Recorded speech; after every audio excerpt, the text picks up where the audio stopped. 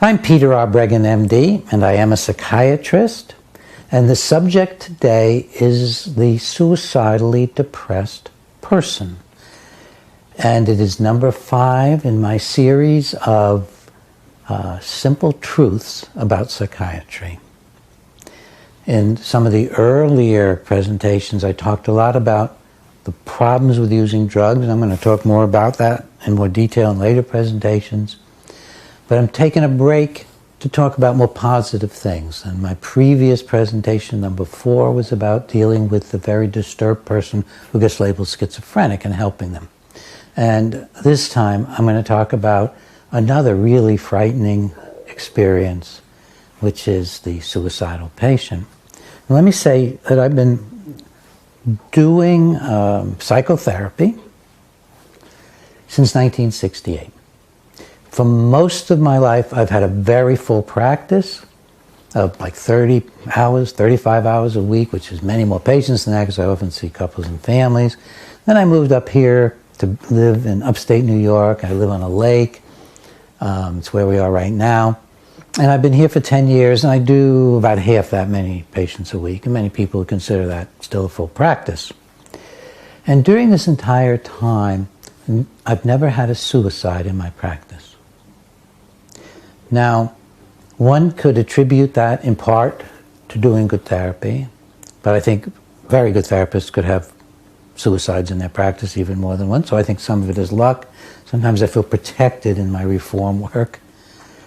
But I think another big reason is that I never give psychiatric drugs to people for their problems.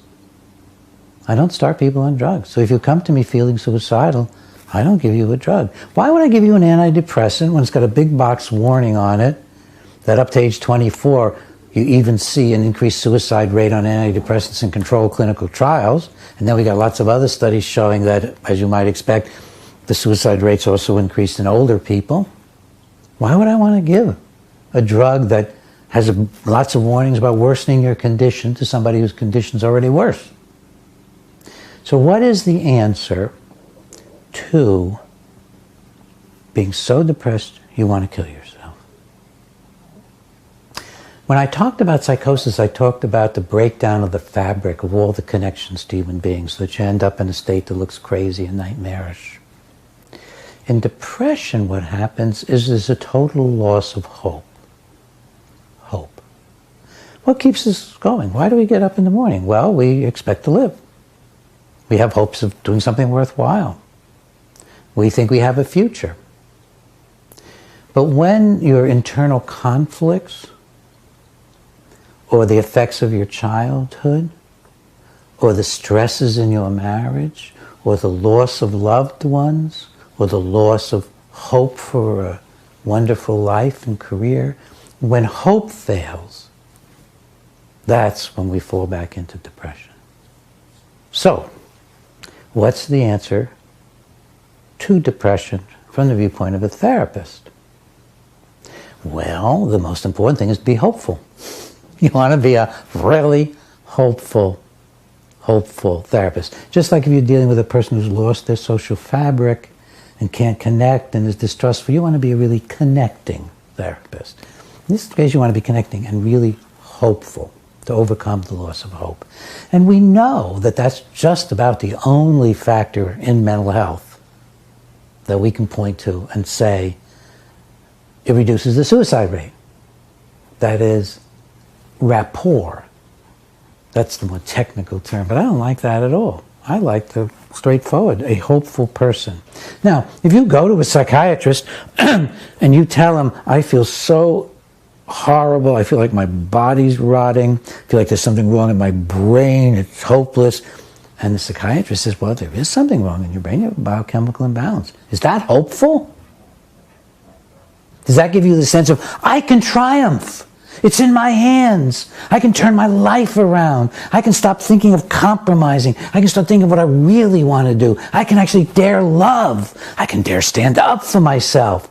I can dare maybe even change my work. Maybe even become more spiritual. Maybe find God. That's not what you hear. And does your average psychiatrist look hopeful? Go to an American Psychiatric Association meeting. Because people who give drugs and diagnose people, they become unhappy people. They're not hopeful people.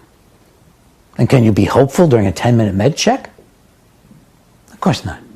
So the most fundamental thing for helping the really depressed and suicidal person is to build a hopeful relationship. You find their strengths, you find their dreams, you help them discover what they really want to do with their lives. And as in much of the work I do, I find that if there is a family that this person wants to be in and wants to have a life with, then you work with the whole family. And you help them love. You help them get that love out that's been buried by the anger and the rage and the fighting and the disappointment. You help all the members of the family begin to think not only about themselves but each other, and also better about themselves, about their own qualities to love and to create and to be responsible and to take charge of life. So you can work with the whole family in that regard, or with the couple, with the husband and wife, with the kids coming in once in a while, get a little dose of hopefulness. You can also do the more therapeutic things, because sometimes you'll find the person's been depressed all their lives. It's not some acute situation. Quite often it's all their lives. And then it's easy to explain. If you've been depressed your whole life, we need to go back and see where you lost hope as a child. And you'll be surprised how quickly people can begin to discover where they lost hope, with the alcoholic father, the absent mother, the bullying in school, the feeling humiliated about being gay, whatever it is. It's not hard usually to go back and get some semblance of what was going on. And then you work with that and you explain, well, those terrible lessons of hopelessness and just deciding you weren't going to wish for anything, you weren't going to want anything, and if you did want something, it would be taken away. We can change that now that you're an adult. You can begin to think, whoa, I can only get what I seek. I can only enjoy life if I'm doing things I want and love to do. I have to take charge of all of that.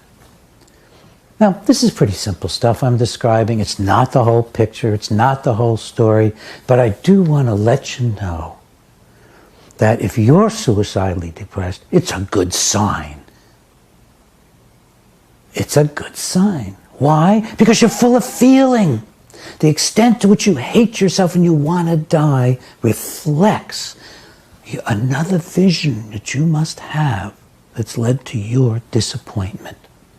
I'm more concerned about the person who comes in without feelings. That's another reason why I don't want to give people drugs so they don't have feelings. But the person who is suicidally depressed and really wants to die invariably is a passionate person with a huge capacity for life that's been thwarted and inhibited and distorted by life and by bad decisions and by giving up. So I welcome suicidal thoughts. I don't try to drug them away. I welcome and say, all right, let's look at why you would want to die. What are you missing? What do you imagine you could have? What have you lost? What's going on inside you that's such a conflict that you can't move forward? Welcome your feelings. Your feelings are your signals, and not your answers, but they're your signals of how to go and where to take your life.